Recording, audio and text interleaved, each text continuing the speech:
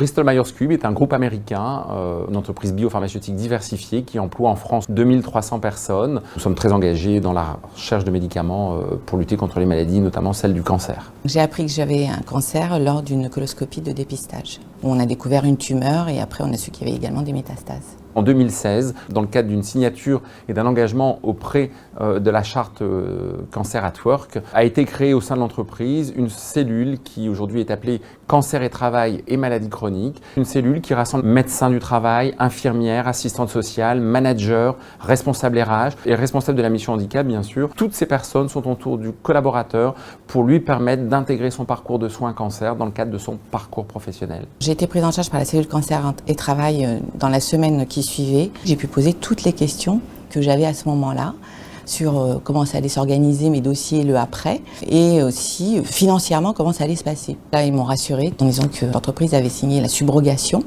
donc je n'allais pas être en direct moi avec la sécurité sociale par exemple. Les différents aménagements proposés aux collaborateurs sont extrêmement nombreux. Nous avons coutume de dire que nous faisons de la haute couture parce qu'en fait il s'agit véritablement de pouvoir identifier les meilleurs accompagnements possibles pour la personne. Il y a une assurance complémentaire que je savais que je pouvais bénéficier d'une aide à domicile ou d'une infirmière. Alors le retour, j'appréhendais un peu parce qu'on a été absent un an c'est énorme. J'ai eu mon manager plusieurs fois en amont, j'ai pu bénéficier d'un mi-temps thérapeutique avec 2 jours de télétravail sur 3. Surtout, Eric m'a proposé un coach externe de l'association Entreprises et Cancer que j'ai rencontré plusieurs fois et que j'ai régulièrement au téléphone. Donc elle m'a apporté des conseils, aussi bien professionnels que personnels. Je peux rester jusqu'à 14h30, ça dure qu'une demi-heure ou pas? Écoute, tu me diras le reste.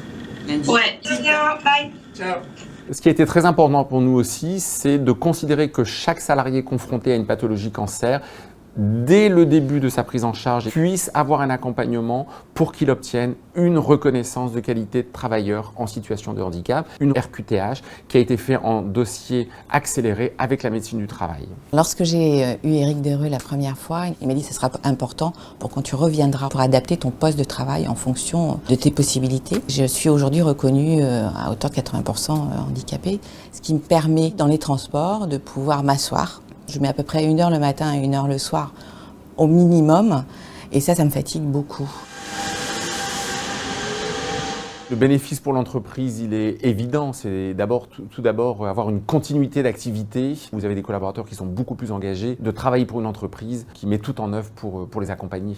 Aujourd'hui, je suis beaucoup plus sereine que l'année dernière à la même époque. Je suis ravie d'être là et j'ai eu un accueil pour mon retour de mes collègues qui a été vraiment exceptionnel.